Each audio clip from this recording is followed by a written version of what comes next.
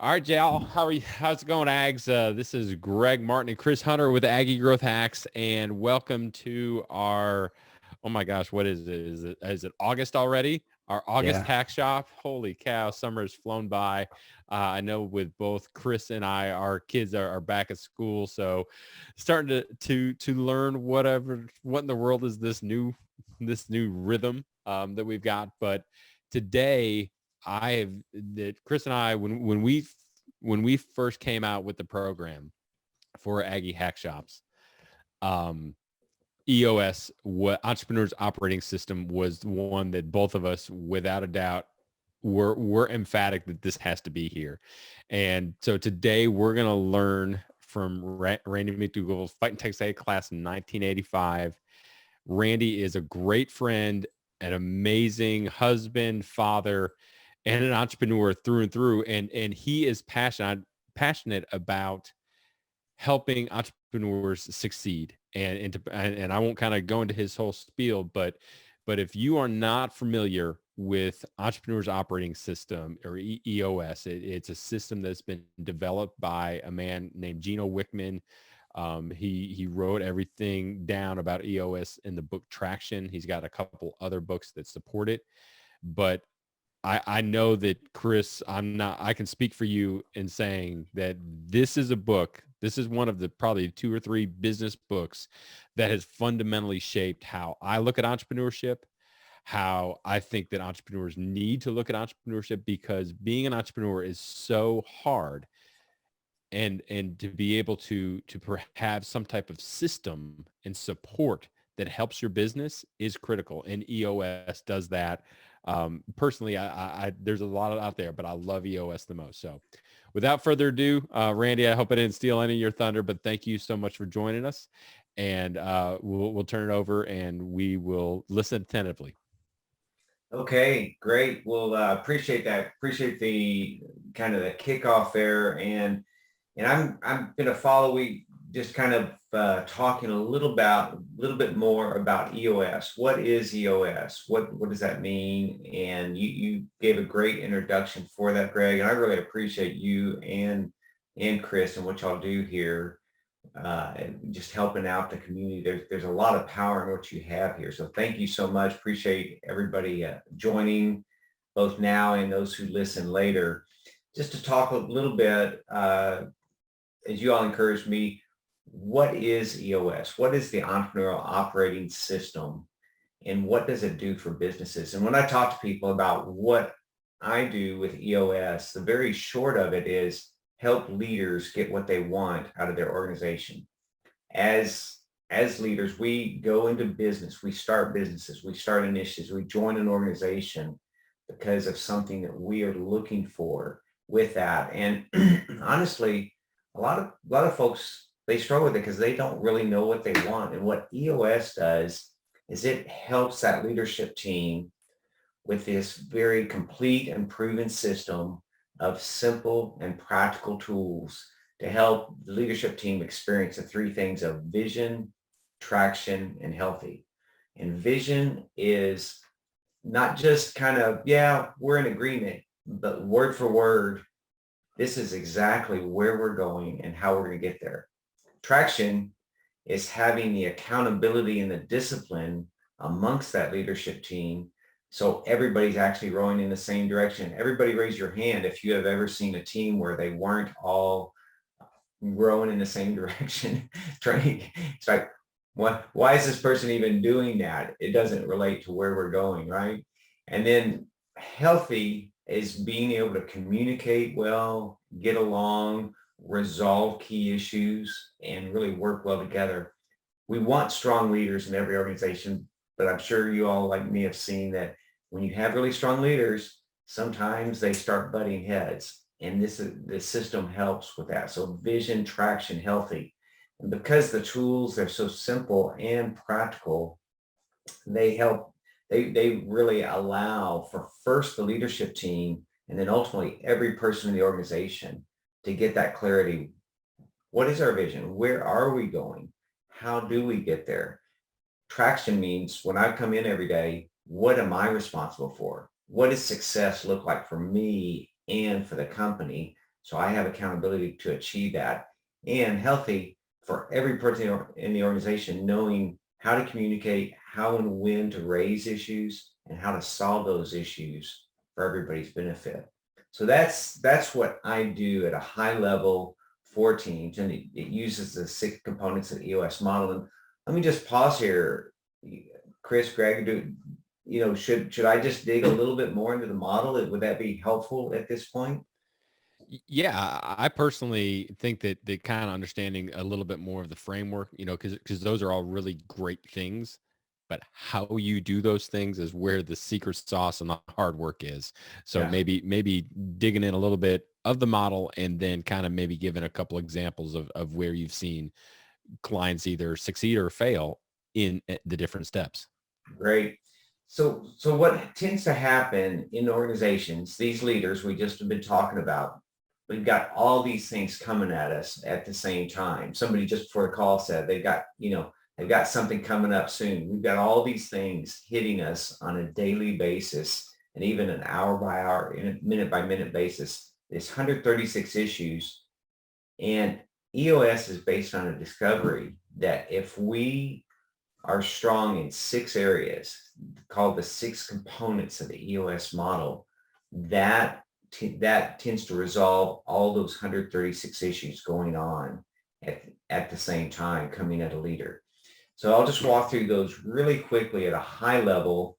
And for each of these, there's a very practical tool and discipline for how you use those in the organization. And I'll do a quick second pass on those. I won't do it full justice in the time we have right now, but I just want to give kind of this flyby of what the book Traction that you mentioned earlier really has in it. So the first component of the EOS model is that vision component. You can't build a great business without a great vision. And the second is you've got to have great people. You can't accomplish this great vision if you don't have really great people in the organization. And the tools and disciplines of EOS really cut through these high level terms of top quartile, top shelf, A+ players. I used to work with a guy. He always said, we just want top shelf, just hire top shelf. But people in the organization were saying, what does that mean? How do we know when they're top shelf? So really cut through that. The third component is the data component. And this is the business running on objective facts, figures of activity going on in the organization that tell us whether or not we are on track to achieve that vision we have in the organization. And it's having tools for that. Once we have vision, people, data, those first 3 components clear, what tends to happen is the impurities start to become really clear in the organization, kind of all the things that have been swept under the rug, sometimes for years, even decades in an organization. And I've even had a couple of clients just tongue in cheek say to me, hey, before EOS, we didn't know about all these problems. Let's just sweep it under the rug and stop. They didn't really mean it, but it was this kind of that idea of we got to deal with it, because they recognize to be a really great organization, you got to be really good at identifying and solving the issues at their core. The 5th component is the process component. And the process component is all about doing things the right way the first time and every time in the organization. This is about the fundamental core processes, making sure we know what success looks like and we define it. And this is doing it in a very entrepreneurial way, not some 1,000-page manual that nobody looks at, nobody ever updates or really reviews. And then the 6th component, this is where everything really gets brought to the ground, is the traction component. You can have a vision, you can be working on your people, your data, you can be better at issues. You can also be really, really good at having processes. But if you don't bring this all to the ground for your people with traction, it really just becomes hallucination. That's what a quote from Gino is: vision without traction is hallucination. So that's the 6th component, bringing it to the ground. And again, I don't have time to go through the details. It's still is a little bit, we're talking about concept, but what's really powerful about the EOS model is that each of those components has some very practical specific tools. They're very simple. They're not necessarily easy, but they're very simple and powerful to help a team go through those areas and really accomplish each of those things. So tell me if I should dig more into the tools, or should you mentioned a couple of stories. Should I shift over there, Greg?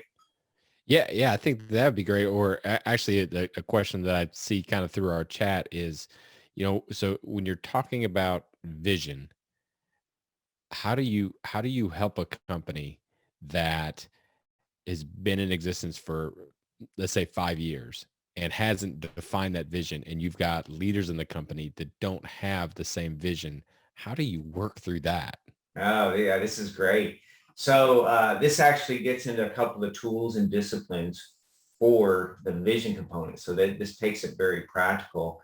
And by the way, some organizations, they do have agreement, but if you set them in a room by themselves and you ask them, tell me the vision, what they would put on paper, if you compare them, is going to be very different, even if they have the agreement on the surface. And honestly, for most of us, if you ask us one day and you ask us the next day, the same person, even that will be different. So that's why there can be so much confusion in an organization. And I've been there, absolutely. So what the first tool and very practical discipline on vision component is the 8 questions. And the 8 questions, and I'll run through these very quickly, are: what are our core values? What is our core focus? What is our 10-year target? What is our marketing strategy? What's our 3-year picture? What's our 1-year plan? What are our 90-day rocks? And what is our issues list? If we answer those 8 questions, then we've got real clarity in the organization as to where are we going and how do we get there. It's both at high level, and it brings it down to what are we doing in the next 90 days to get there. And this is a 2-page plan. I was telling a team yesterday, I one time wrote an 800-page plan. And Greg, no offense, the reason I did it was to get the financing with the bond group and bankers. And I'm sure that the bankers read every word. Yeah, yeah. I know I read every word of every business plan I've ever seen. Yeah. I believe that like like I don't. But that's the whole point. That it was good for getting financing, but it wasn't good for actually running the business. That's why having this powerful 2-page plan answering those 8 questions. And as we work through with the team, the EOS implementation process has a specific way, if there is difference and discord amongst that leadership team as to where should we go and how do we get there. There is a discovery process for each of those 8 questions that helps them get there and make decisions. And sometimes it means somebody says, that's not where I want to go.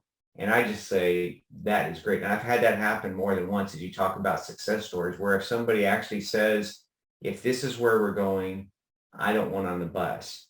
And that's a tough conversation, but at the same time, isn't that way better than somebody spending another 10 years and people beating their heads against the wall, trying to go in different directions? So what we end up with there is, in the first couple of months of implementation of EOS, a team goes to where they are word for word in agreement of this is what we said. It's not necessarily perfect, and we know the world situations change things, but it gives the team a way to move, to transition, to evolve, and to pivot when they need that at a particular point. So with that question in the chat, did I cover that? Did I answer that? Or do I need to dig in a little bit more? No, I think we're good. Thank you. Okay. Should I move on, talk about a couple of stories of how people have seen real success with EOS? Yes, please. Let me talk about one that's just very, I had early in my career, I was in manufacturing, and I really connected with this. This is a manufacturing client I worked with, and they had going through this very thing we were just talking about. Where are we going? They had some disagreement. They also had some lack of unanimity on their leadership team, and they were working through that. And something in a very practical tool we use called the accountability chart, which is all about helping to get the right people in the right seat, really focused on that. And they had some significant changes as we went through that discovery process in their accountability chart. And they called me about 4 months into the process after doing what was some significant, both challenging but also important work they did with their accountability chart. And after doing that, they called me 4 months later and said, Randy, our lead times have been cut in half. In the very first meeting with them, sales was really frustrated because they said, we can sell it, but we can't produce it. Now they cut those lead times in half. Suddenly it was switching the whole paradigm that they were dealing with. Now we were saying, okay, sales, keep going because we cut those in half. And as we talked through what happened, they said it's crystal clear for them. Having that accountability chart correct, having right people in the right seat, as soft and simple as that may sound, that was transformative for them to be able to cut their lead times in half and really resolve some key issues they had with customers. So that's one story of just how EOS has really worked for an organization. It obviously made things a lot more fun. Another story is a lady who owns a company. She and her husband had been running it for a number of years, seen some real success. There were about 50 people in the company.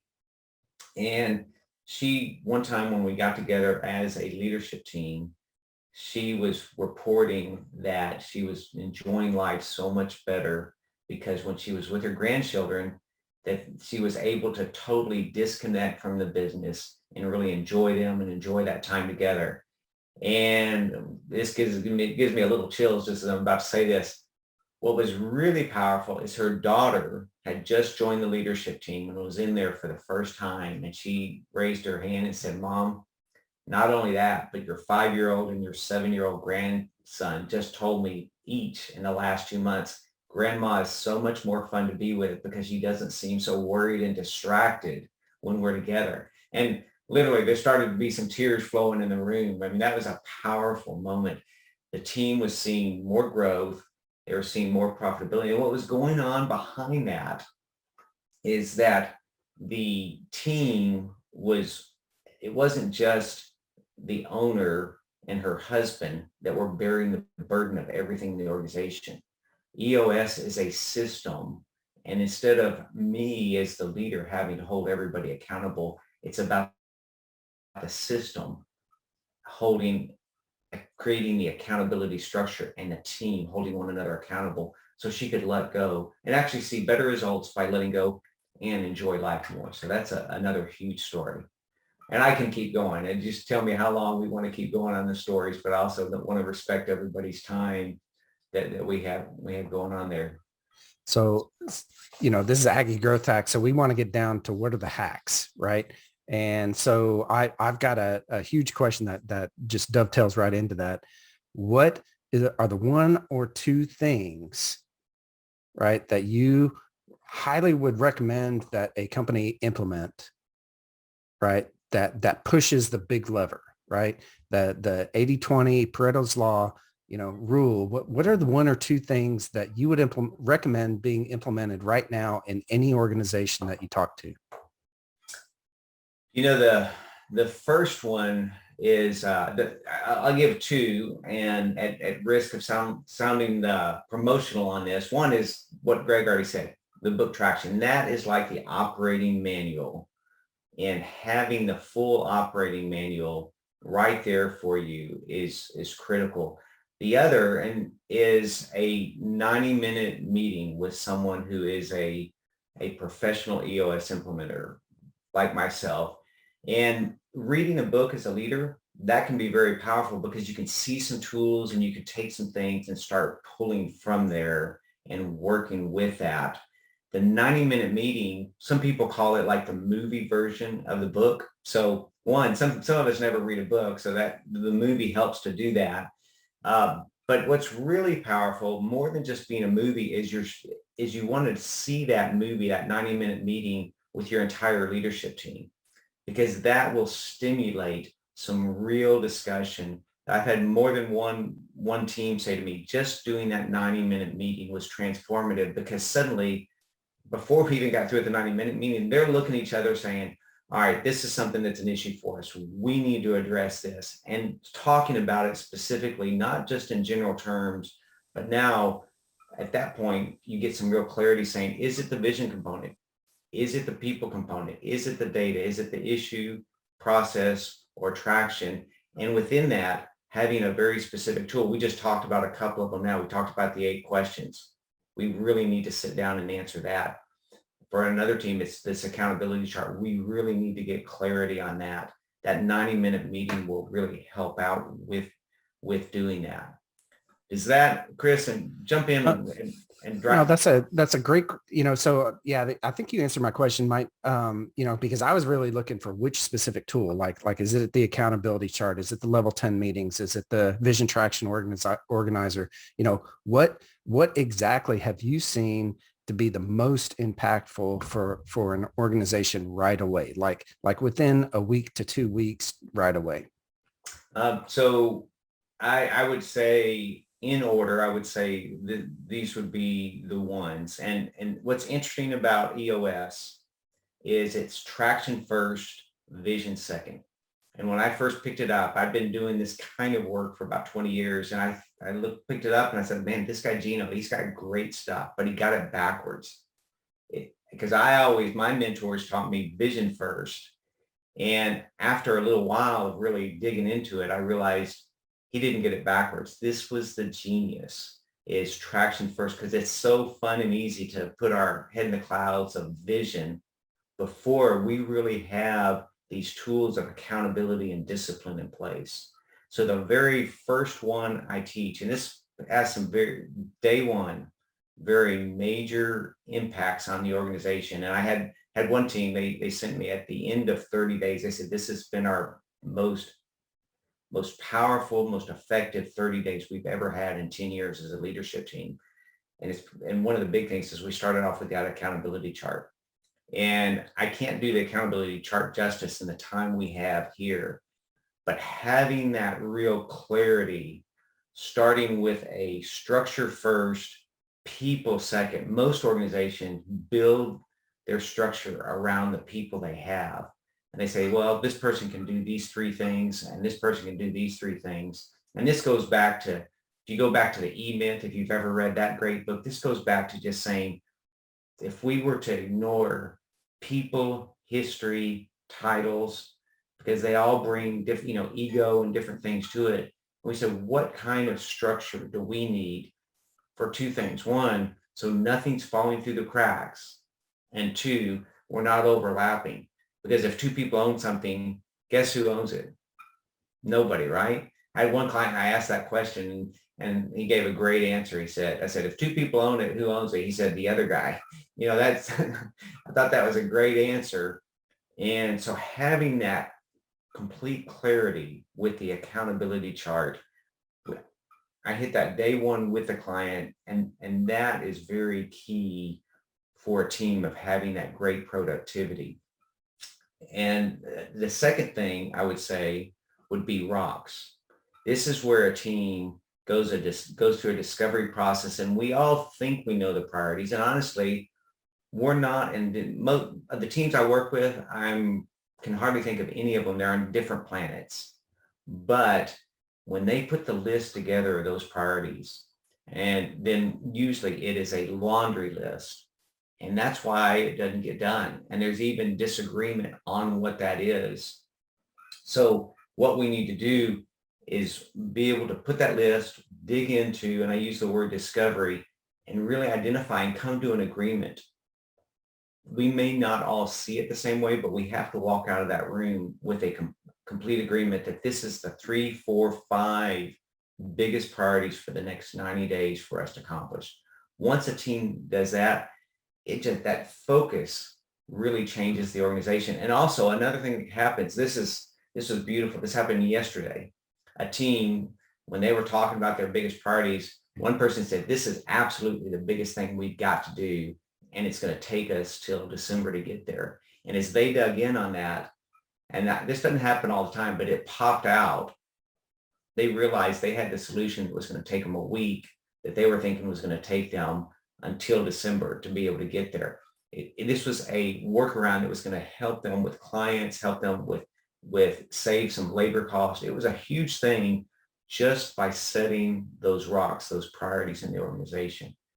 So those are a couple. You said one or two. A third one I'm going to say is a meeting pulse, a regular cadence meeting pulse. A lot of teams are meeting like all the time, and they're unstructured meetings. And we have what we call the level 10 meeting. And every team I talk to, when I say another meeting in the week, the eyes just, you can just see them glaze over. Who wants another meeting? I don't. However, I consistently hear over and over, if not the top favorite thing, one of the best things out of EOS is this level 10 meeting. And by the way, there's a whiteboard video about 8 minutes. You can go Google it, it's at EOS Worldwide, and it has just a quick summary of that level 10 meeting. You can see, I think it's about 8 minutes long. So it will be more effective than me trying to talk through what that looks like here. Randy, going back to the rocks and the priorities, how do you help clients work through the oh crap, or the things that pop up within that quarter? Because business is so fluid, and what you plan out at the beginning of that 90 days may say, okay, this is something that's most important, but then something pops up that's, it's not a customer issue, that can be dealt with relatively easy, but something major pops up.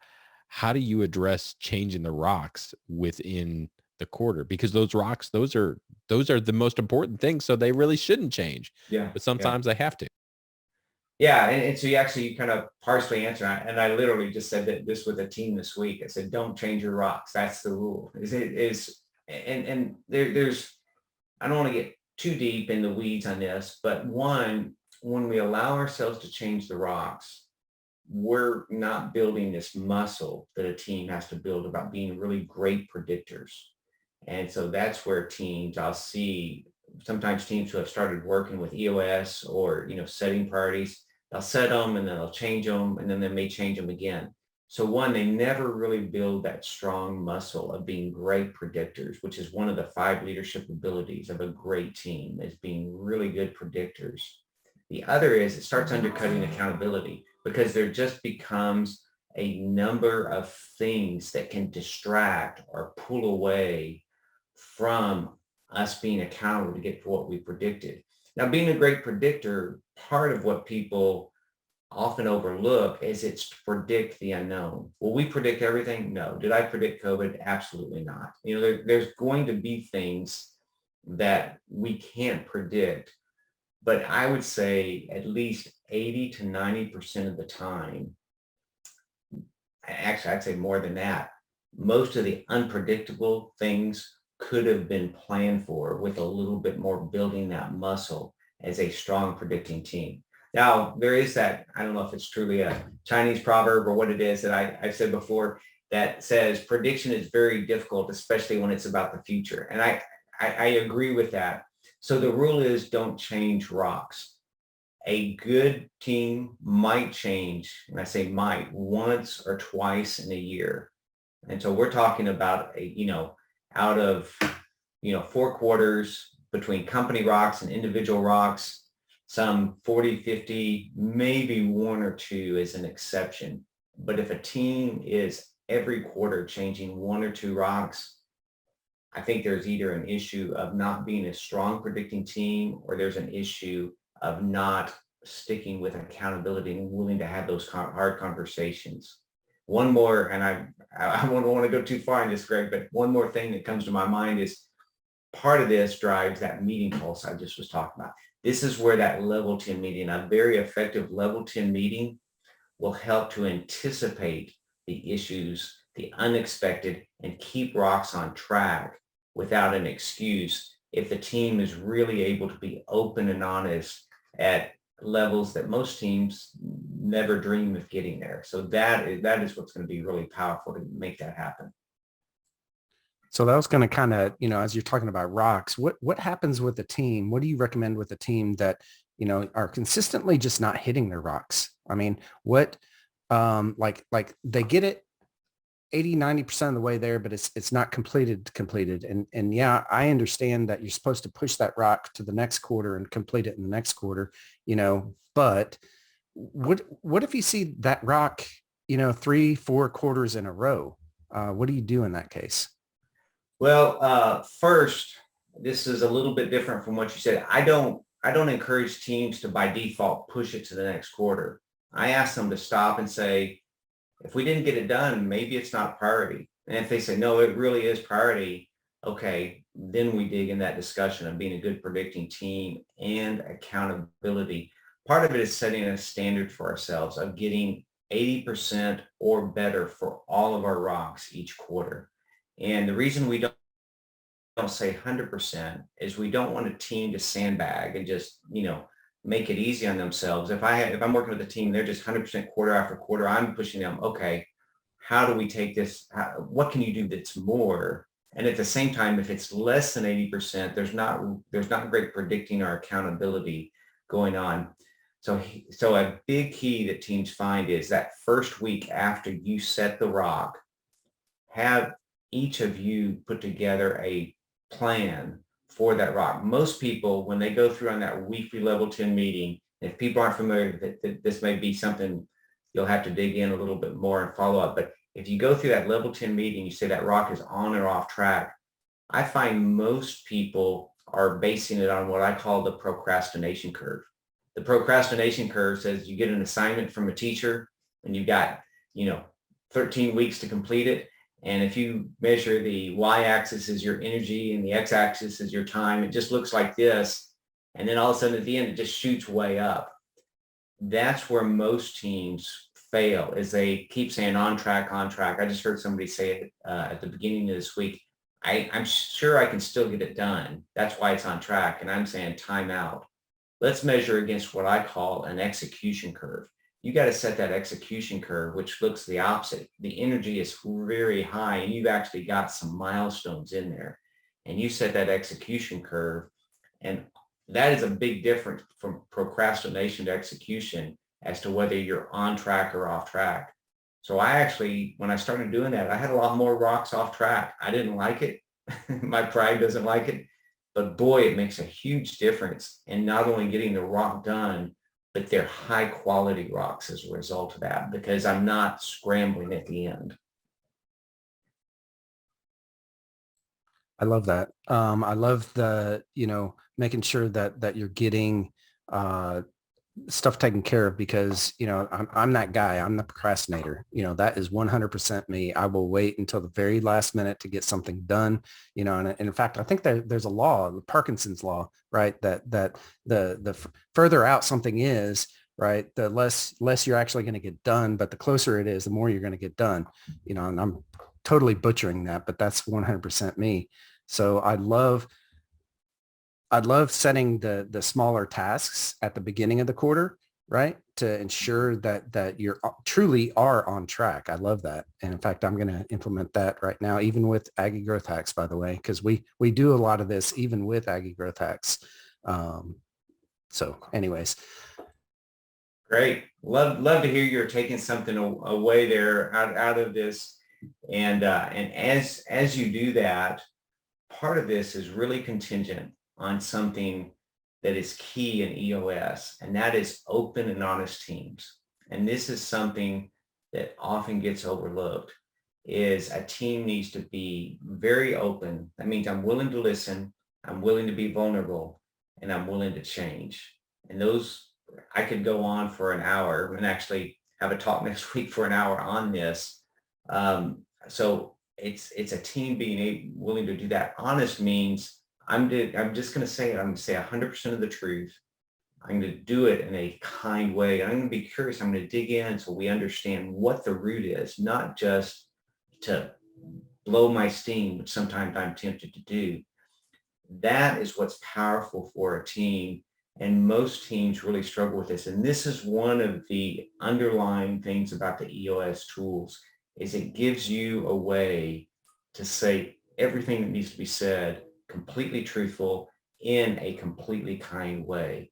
That's part of what is not as obvious on the surface that makes EOS so powerful. And all 6 components, I know you asked me which is the 1 or 2 you'd start with. The reality is we have to recognize they're exponential in how they work together. Is we can get progress in some, but if at some point, if we're not getting strong in each of those areas, that weakness is going to let a lot of water through the dam, or whatever the metaphor we want to use for that. So Randy, I think I've got like 30 questions rolling around my head, but if there's anybody out there that's listening or wants to put in the text, if you've got any questions you want to ask Randy, we're going to open it up now for that.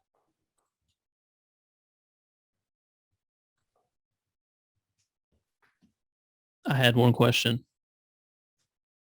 All right. So I must have missed that completely, of saying things in a kind way. And I'm not going to say that I've been like screaming at my employees, but there has been a bunch of times where I need some time to go away to productively have a conversation. And I guess my question is, what is that piece? Or if it is a whole process, I definitely missed it while reading it, of making it not only a productive conversation, but if there's an actual way to implement it immediately. So does that make sense? So, yeah, I think so. So you're asking actually some powerful questions in there, Kyle. So I appreciate the vulnerability of what you're talking about, of just being able to say, hey, this is something I struggle with. Is your question about how can I have those conversations with the employee, or how can I have them kind of immediately when that happens? Let's go with the second one first, because I think, because now that you say that, I am asking 2 different things. So Okay. yes. Mm-hmm. So my answer to the second one is, I want to encourage you to have a shift in your mindset, because a lot of us think, as leader, my responsibility is to hold everyone in the organization accountable. And that is a burden that is overwhelming for a leader. So the shift in that is to have a system and a team that creates the accountability for the organization. And the primary place where you see this really come through is in a level 10 meeting. That's where the team is together. And in that meeting, there's a reporting section at the very beginning of it where you hit on connecting as people. You hit on your scorecard. That's the weekly activity that defines whether or not we're going to see success or not. You hit on the rocks, whether or not we're on track for those long-term projects, objectives that are our priorities. We also talk about the customer and employee headlines in that meeting. We also talk about the to-dos from the prior week. So you've really covered the gambit in just the very initial part of that meeting, more than what most teams ever cover. And you're dropping down those items. And I'm using some language. If people aren't familiar with EOS, it may be a little bit new language, but you're dropping those down, you're IDSing, you're solving those. And that's where the team, no more than a week goes by before the team is addressing those issues, as opposed to it all being on Kyle's shoulders to have to address everything that comes up in the organization. And that's going to create a lot more traction and power in the organization. So that's how I would deal with things on a week in, week out basis. And again, this is a muscle of open and honest that most teams, it's kind of scary when they first start doing this. And that's where the implementation of EOS, you can do it in a step way, first working with that leadership team and then throughout the organization. So that's how I'd answer the first part, or the second part of what I'd heard. Should I go and answer the first part, or do you have questions there? No, please do that. Like what you just said actually helps a lot of just envisioning it, and what we've already kind of covered, like within my past meeting this week. So keep going, please. Good. So that's how you deal with the week in, week out, making sure all the big things, everything from activities to rocks, projects, and to-dos. There's accountability. At the same time, for the first part of your question, of how do I have that one-on-one discussion with the employee, what we encourage in EOS is a quarterly conversation.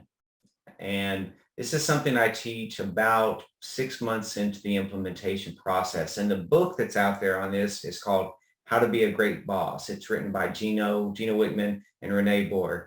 And there's actually How to Be a Great Boss seminars that you can attend online as well about that. And that walks through how to have a highly effective conversation every quarter. And keep in mind, this is a conversation. This is what makes it more powerful. There's still a place for an annual review, but most of us are over communicating and under listening. And I shouldn't say over communicating. We're over talking and under listening, and we're not getting really great communication, and we're not getting really great ownership. And what ends up happening at the end of a employee review or a conversation is the burden's all back on us. I don't know if you've ever read The 1 Minute Manager Meets the Monkey, but what ends up often happening is this monkey ends up on the back of the leader, the manager at the end of it, as opposed to a very effective quarterly conversation where the employee has responsibility for, are they really exhibiting the core values of the organization? Are they taking care of their 5 roles in the accountability chart? And are they doing a great job at those? And is it being measured on the scorecard? And are they taking care of their rocks, those big projects, either to improve themselves or the organization? Having that discussion and being able to interact of how do we improve that? So 2 completely different answers. One is a quarterly and one is a weekly. And what I want to do is shift your that struggle, and if you forgive me for control, because I've been there, that struggle for just trying to get people to do what they ought to do anyway, to make it more about the system and the team, and at the same time, how to have once a quarter a really powerful conversation that can benefit that person and you. Great question. And I deeply appreciate the answer. Thank you. All right. That's awesome. I think we got more if it.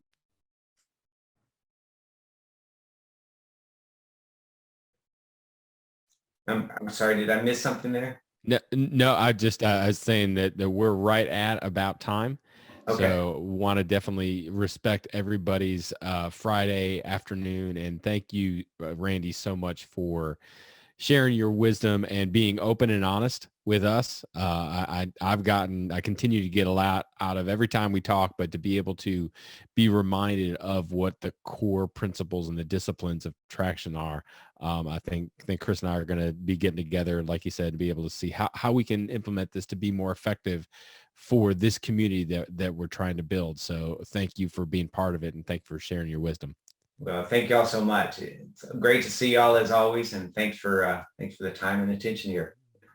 Well, that's going to wrap it up for our August Aggie Growth Hacks Hackshop. We hope that you join us next month when we're going to be talking with an expert about another topic that a lot of entrepreneurs struggle with or have difficulty with sometimes, and that's actually attracting and hiring the right people, to kind of connect the two, putting the right people in the right seats. And how do you do that from day one instead of bringing somebody on and realizing it's not a good fit either for you or for the employee, the teammate? So thank y'all so much for joining us. We look forward to connecting with all of you. Make sure that you go to aggiegrowthhacks.com and connect with us and at aggiegrowthhacks.com. You can see not only the past hack shops that we've had this year, but also all of our all the podcasts that we've had. Make sure that you check out the Aggie Growth Hacks on Stitcher, iTunes, wherever you listen to your podcasts.